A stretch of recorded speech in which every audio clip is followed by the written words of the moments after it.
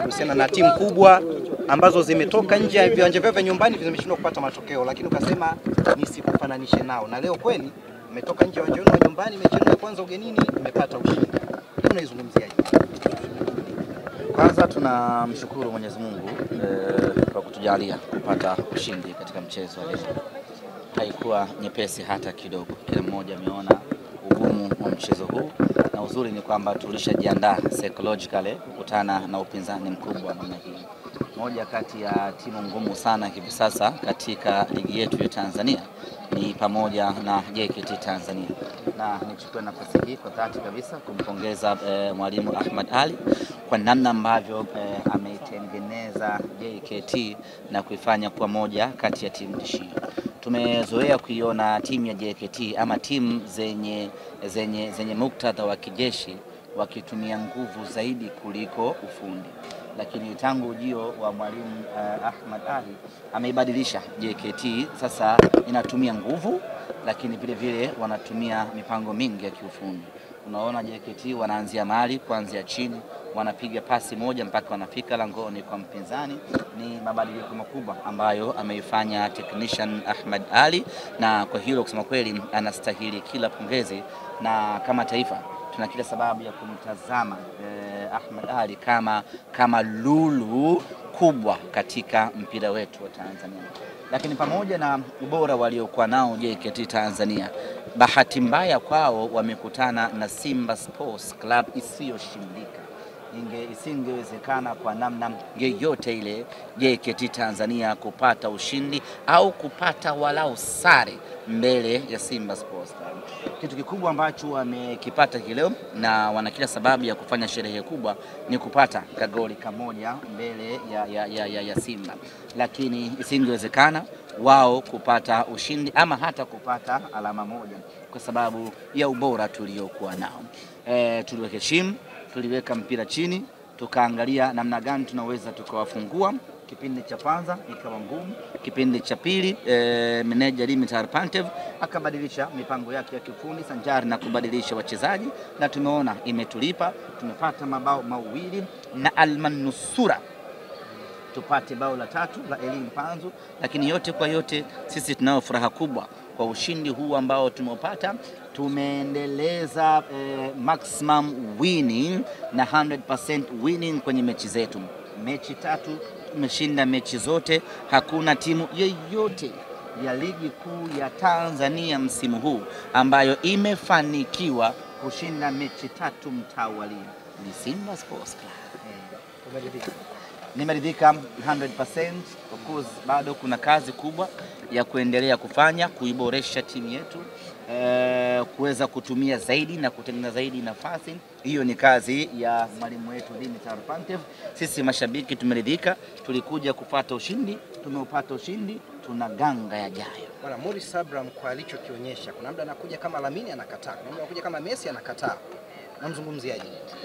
Amekuwa kila akipata nafasi anaonesha ubora wa hali ya juu sana.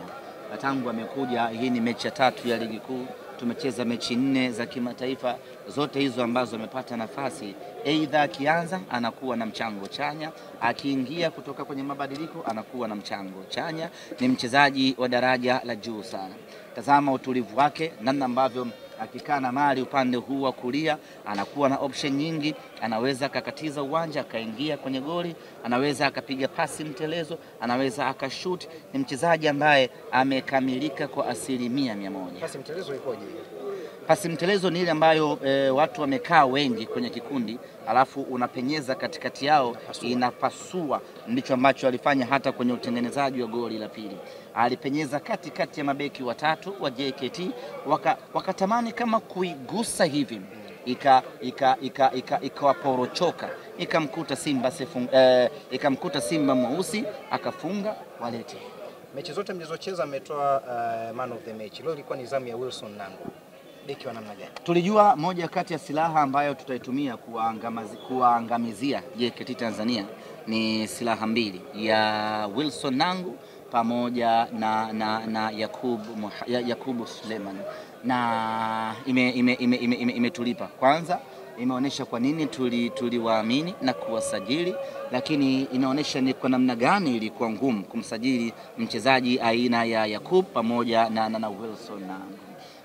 Leo wamefanya kazi kubwa. Wilson Nangu ameibuka shujaa, anakuwa mchezaji bora wa mchezo huu wa leo, lakini kama haitoshi ndio mchezaji ambaye aliyeturejeshea pumzi na matumaini wanasimba. Baada ya JKT kuwa ametutangulia, pumzi ikaanza kukata, watu wakaanza kukata tamaa, lakini ni Wilson Nangu alisema ya kwamba turejee katika mchezo kwa kufunga goli lake la kwanza katika ligi kuu ya NBC, lakini ni goli la pili tangu amekuja Simba Sports Club. Kwa lugha nyepesi, yani kwa lugha nyepesi kweli kweli, mabeki wetu watatu wakati wana magoli mengi kweli kweli. Wilson Nangu ana magoli mawili, moja kwenye Champions League, moja kwenye ligi kuu ya NBC. Inspector Karabwa Shamo ana goli moja mawili, kumsheni ana goli moja. Rushain De Rock ana magoli mawili. Rushain De Rock ana magoli mengi kuliko washambuliaji wengi wa ligi kuu ya Tanzania. Hivyo hivyo kwa Wilson Nangu ana magoli mengi kuliko washambuliaji wengi katika ligi kuu ya Tanzania. Hii inaonyesha ni kwa namna gani silaha hii ambayo tuliichukua kutoka JKT iko timamu kwenye kuitumikia Simba Sports. Ndio tuseme bahati njema kwenye uwanja wa Meja Jenerali Samuel. Leo tuliko ugenini nyumbani. Ugenini kitaratibu na kikanuni, lakini nyumbani kwa maana ya wingi wetu, lakini nyumbani kwa maana ya kufungua bismillah matumizi ya uwanja wa Meja Jenerali Samuel. Kila kitu kimekwenda vizuri, na nichukue nafasi hii kuwashukuru mashabiki wote wa Simba Sports ambao wamekuja uwanjani hii leo kuja kutusupport. Nilikuwa napata hofu sana wangetuacha peke yetu, tungejisikia unyonge. Na kama haitoshi, JKT wana vijana wao fulani hivi ambao huwa wanapiga mangoma sana. Leo nadhani hawajaja. Sasa nikaa nawaza majukwaani wakitawala, wale vijana wa JKT wamenyoa vipala, wanacheza na kushangilia muda wote. Sisi tungekaa kinyonge katika ardhi yetu, tungejisikia unyonge. Lakini washabiki wetu wamekuja kwa wingi, na tulitoa agizo waje na mangoma yale makubwa, wamekuja nayo na tumeikamata Meja Isamuyo. Tumefurahi. Ni wapongeze mashabiki wote ambao wamekuja uwanjani na utaratibu ambao wameutumia kuja uwanjani. Wengi wametumia utaratibu wa kukodisha magari na kuja kwa pamoja, kwa sababu logistics za usafiri kwa huku Mbweni Ushuani ni changamoto kidogo. Huku Mbweni kila mtu ana gari lake, kwa hiyo daladala ni changamoto.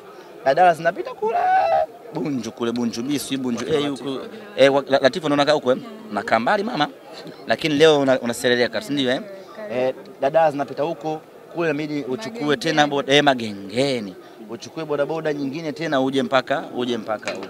Sasa walichokifanya mashabiki wa Simba ni kwamba wametengeneza kwa utaratibu, kila tawi, kila kundi wanachangisha nauli zao, wanakuja uwanjani, gari inapaki hapo, ikiisha mnaingia kwenye magari yenu, mnarudi mjini. Na mechi zinazokuja ambazo sisi tutakuwa nyumbani hapa Meja Isamuyo, waje kwa mtindo huo.